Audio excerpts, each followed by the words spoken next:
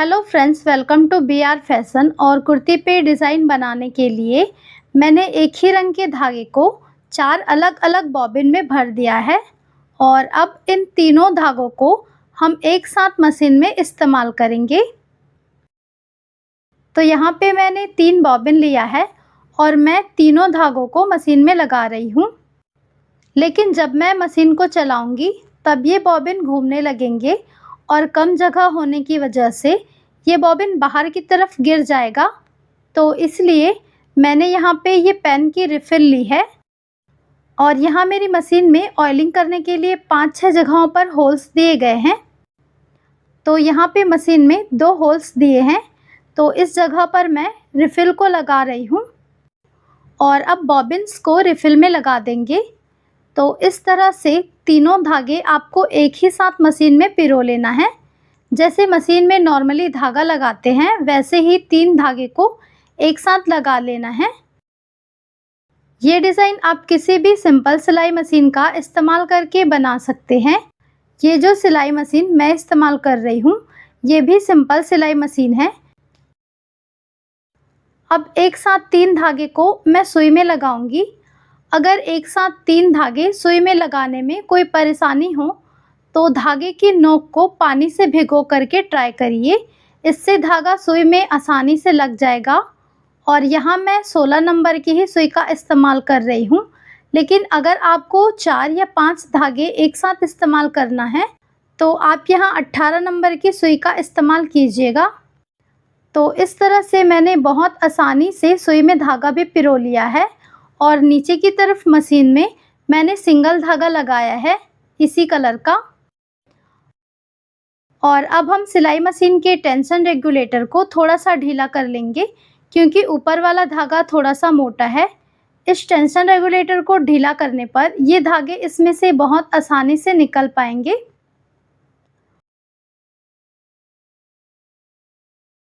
और मशीन में धागा लगाने के बाद मैंने ये रफ कपड़ा लिया है और अब इस पे सिलाई लगाकर चेक करेंगे कि सिलाई सही आ रही है कि नहीं। और ना सिलाई लगाने से पहले आप स्टिच इंडिकेटर को 4 नंबर पर सेट कर लीजिएगा। मतलब हमें इसमें मीडियम टाकों की सिलाई लगानी है। ना टाके बहुत ज़्यादा पास पास लगाने हैं, ना बहुत ज़्यादा दूर दूर लगाने हैं। तो इस तरह से हमें सिलाई लगानी है। तो कपड़े पर बहुत अच्छी सिलाई आ रही है, बहुत नीट एंड क्लीन सिलाई लगी है इस पर। और ना जब तक सिलाई सही से ना आए तब तक आपको मेन फैब्रिक पर सिलाई नहीं लगानी है। और अब डिज़ाइन बनाने के लिए मैंने ये कुर्ती का कपड़ा लिया है और ये कुर्ती की घेरे वाली साइड है जिस पे मैं डिज़ाइन बनाऊंगी। और यहाँ कुर्ती को साइड से फोल्ड करने के लिए मैंने 1.5 इंच पर निशान लगाकर यहाँ एक सीधे लाइन खींच ली है। और इस तरफ भी साइड से फोल्ड करने के लिए 1.5 इंच पर निशान लगाया है। और यहाँ नीचे की तरफ फोल्डिंग के लिए करीबन 1.5 इंच पर निशान लगाया है और यहाँ एक सीधी लाइन खींची है। और मैं ये निशान कपड़े की सीधी तरफ ही लगा रही हूँ। और अब डिज़ाइन बनाने के लिए मैंने यहाँ पे कलर पेंसिल का इस्तेमाल किया है। और डिज़ाइन के आखिरी बनते तक ये कलर पेंसिल के निशान मिट गए थे, तो इसीलिए डिज़ाइन को ड्रॉ करने के लिए मैंने ये कलर पेंसिल का इस्तेमाल कर लिया है। तो इस तरह से मैं डिज़ाइन ड्रॉ कर रही हूँ। तो इस तरह से मैंने यहाँ पे ये डिज़ाइन ड्रॉ किया है। जैसे कि किसी पेड़ पर शाखाएँ बनी होती है वैसे ही कुछ डिज़ाइन मैंने यहाँ पर ड्रॉ किया है। और ये मैंने कपड़े की सीधी तरफ ही ड्रॉ किया है। और अब मैं इस डिज़ाइन को मशीन से बनाऊंगी। तो इस डिज़ाइन पर अब मैं सिलाई लगाऊंगी।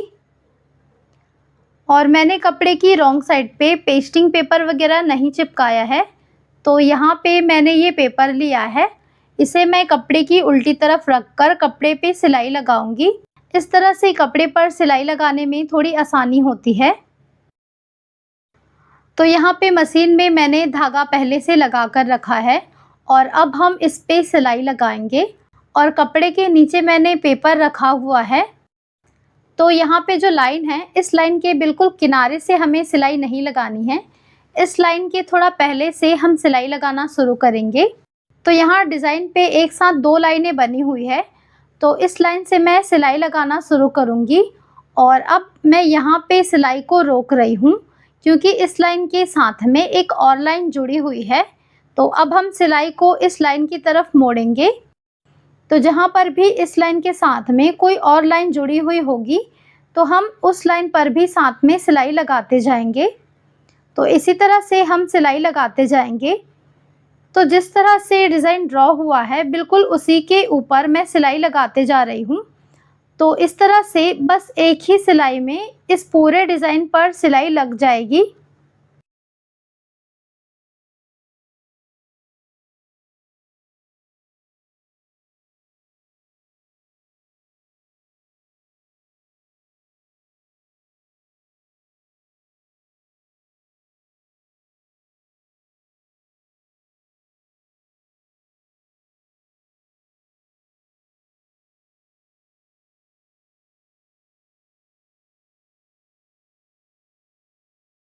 तो इस तरह से मैंने इस पे सिलाई लगा ली है और अब इसी तरह के यहाँ कपड़े पर और भी डिज़ाइन बने हुए हैं तो उन पर भी मैं बिल्कुल इसी तरह से सिलाई लगाऊंगी।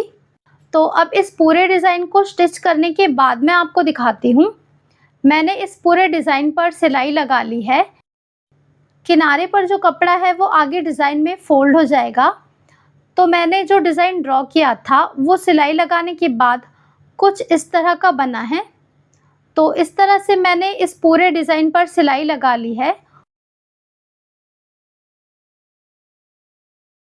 और मैंने कपड़े की उल्टी तरफ पेपर लगाकर डिज़ाइन को स्टिच किया था। तो अब कपड़े की उल्टी तरफ जो पेपर लगा है उसे निकाल देंगे। तो कपड़े की रॉन्ग साइड पे जो पेपर था उसे मैंने रिमूव कर दिया है और अब कपड़े को सीधी तरफ पलट देंगे और उसके बाद मैंने ये फूलों वाली लेस ली है और ये कपड़े के कलर के साथ भी मैच कर रही है।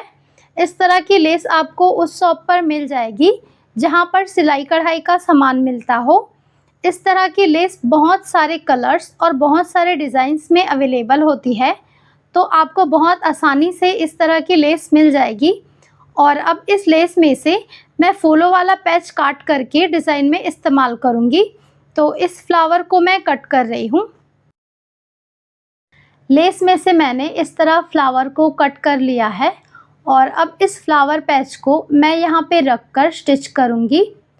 तो सुई में मैंने फ्लावर के ही कलर का धागा पहले से पिरो लिया है और अब मैं सुई धागे से सिलकर इस फ्लावर पैच को कपड़े पे अटैच करूँगी।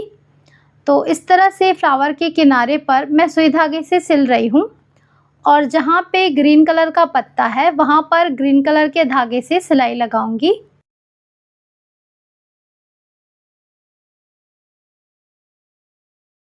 तो इस तरह से मैंने फ्लावर को पूरा स्टिच कर लिया है और उसके बाद मैंने ये सितारे लिए हैं।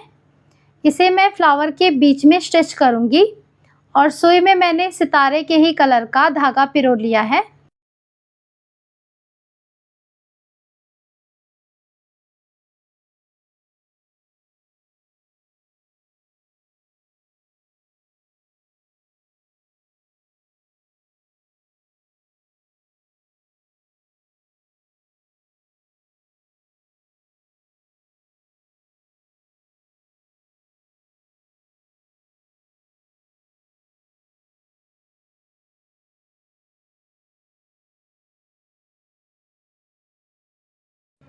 तो इस तरह से मैंने सितारे स्टिच कर लिए हैं और अब यहाँ पर मैं पत्ते स्टिच करूँगी। तो उसके लिए मैं यहाँ इस लाइन के साइड में निशान लगा रही हूँ। तो यहाँ पे मैं इस तरह कलर पेंसिल से निशान लगा रही हूँ और उसके बाद मैंने ये एंकर थ्रेड लिया है। इस धागे को एंकर थ्रेड कहते हैं और ये एक धागा 10 रुपए का आता है और ये धागा बहुत सारे कलर्स में अवेलेबल होता है और ये धागा आपको उस शॉप पर मिल जाएगा जहाँ पर सिलाई कढ़ाई का सामान मिलता है। और अब इस धागे को मैं सुई में पिरो रही हूँ। तो जितना धागा इस्तेमाल करना हो उतना कट कर लेना है और अब धागे की एक साइड को बांध देंगे और दूसरे साइड को ऐसे ही रहने देंगे। तो अब मैं इस लाइन पर पत्ते स्टिच करूँगी। तो अब सुई को इस तरह कपड़े से निकालेंगे और अब इस धागे को अंगूठे के नीचे रखेंगे इस तरह। और अब इसी जगह से सुई को वापस कपड़े में लगाएंगे और जहाँ पर कपड़े में निशान लगाया है वहाँ पर सुई को रोकना है इस तरह। और अब इस धागे को सुई के नीचे से इस तरह घुमाना है और अब सुई को इस तरह से निकाल लेना है और अब वापस सुई को यहाँ पर डाल देंगे। तो इसी तरीके से आगे आगे पत्ते बनाते जाएंगे।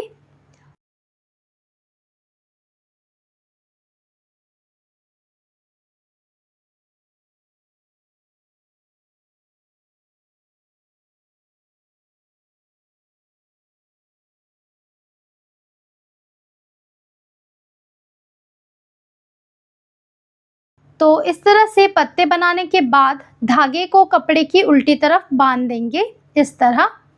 और अब मैं इस पूरे डिज़ाइन में फ्लावर और पत्ते सिलने के बाद आपको दिखाती हूँ। तो इस तरह से मैंने इस पूरे डिज़ाइन पर फ्लावर्स और पत्ते स्टिच कर लिए हैं। और पूरे फ्लावर और पत्ते को स्टिच करने के बाद डिज़ाइन बहुत ज़्यादा सुंदर लग रही है।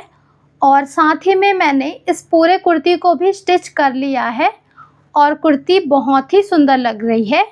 फ्रेंड्स, आपको ये डिज़ाइन कैसा लगा मुझे कमेंट करके ज़रूर बताइए। और वीडियो पसंद आया होगा तो इसे लाइक करें। और अगर आप आगे भी इसी तरह डिज़ाइंस के वीडियोस देखना चाहते हैं तो इस चैनल को सब्सक्राइब करें। And thanks for watching this video.